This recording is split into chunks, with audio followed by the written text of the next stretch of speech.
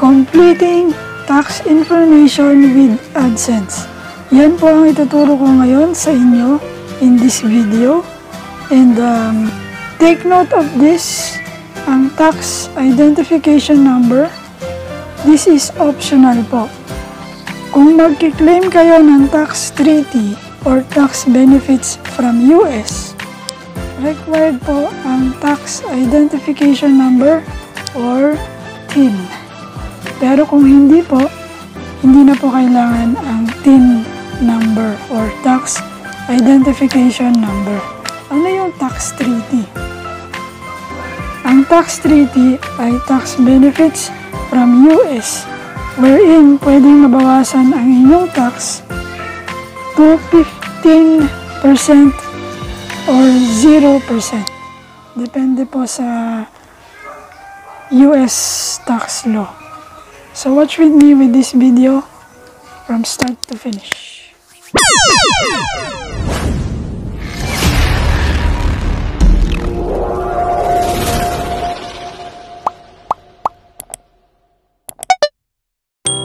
So, alam na this. Punta tayo sa Chrome, sa YouTube, desktop. Ayan, alam na. Tapos, profile natin. YouTube Studio.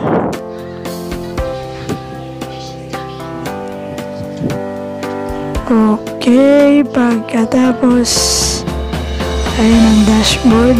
Monetization tab, yung dollar sign na. Ayan. Ayan, laging tatandaan yung dollar sign, monetization tab. Tapos dito sa right side, complete in AdSense.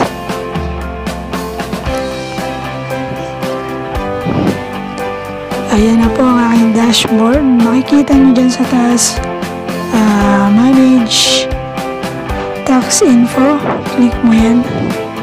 So, dito po, importante, basahin po natin lahat, no? So, yan, scroll down and then, makikita nyo yan, submit tax form. Dito tayo sa add tax info, then start. Okay. And then, enter nyo muna yung password nyo ng AdSense nyo. Tapos, next. So, dito, pipili lang tayo ng kung ano yung amount natin, individual or non-individual. Click lang natin yung circle. Tapos, next. So, may mga questions kasi dito na need natin sagutin. So, next is kung residence ka ba ng US? Syempre, no. So, click natin yung no. Tapos, next. And dito, pipili na tayo ng form na pipili pa natin and yun ang isasubmit natin as tax form natin. So, sa unang form, yan po yung ginagamit ng mga non-US individuals. And yung pangalawang form naman is non-US business entry nag-earn sa US. So, dun tayo sa first na form. Then, start. So, dito po, ang tax identification number ay optional. So, pwede mo nang hindi ilagay yan kung hindi ka magkiklaim ng tax treaty. Then, ito po yung mga susunod natin gagawin. Click lang natin yung next. Tapos, dito, i-enter natin yung country. Philippines. Tayo.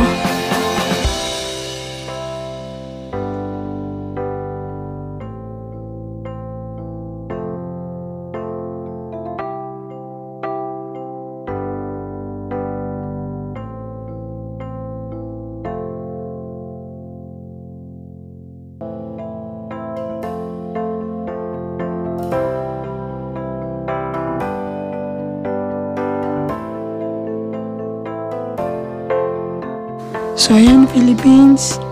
Tapos, ito po yung pwede po itong hindi nyo nagalawin or pwede nyo lagyan lang ng none. Naka-default naman na po kasi yan, yung iba dyan. Ito pong tax identification number, ilalagay lang po yan kung magkiklaim ka ng mga tax benefits or tax treaty. Then, click next and then select province. So, sa Metro Manila tayo. Then, i-check natin itong box. Tapos, next.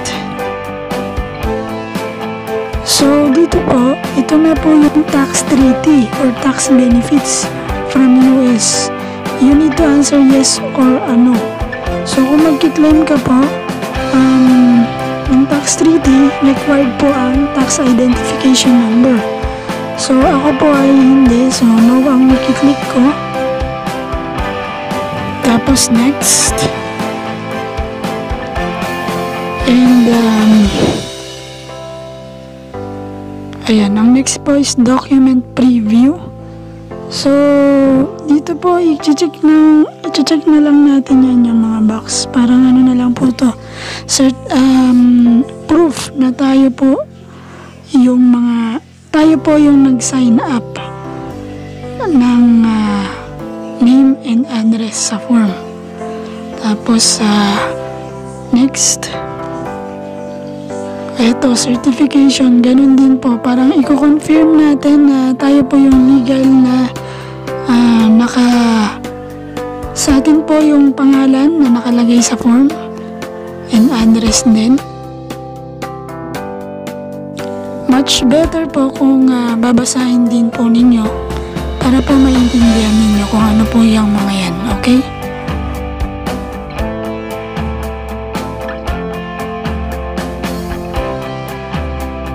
Check natin yung circle and then lalagay natin yung legal name natin, which is same lang kung ano po yung name na nilagay natin sa ating AdSense account, and then sa address and name confirmation, yun po yung ilalagay natin dito sa tax form.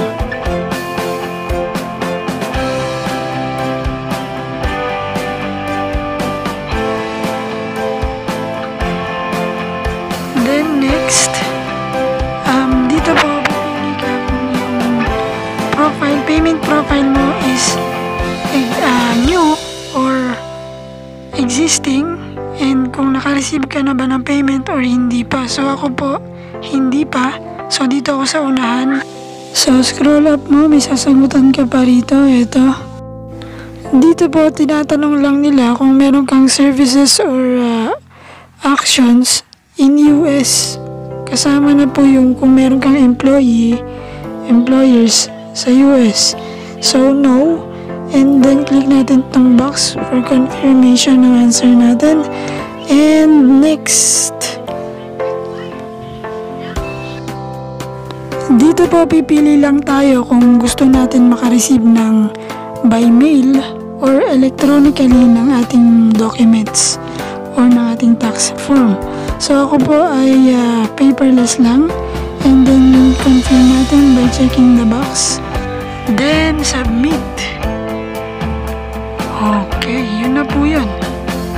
Yun na po yung tax form natin. Tapos makikita niyo po dito, ayan, your tax info for United States has been accepted.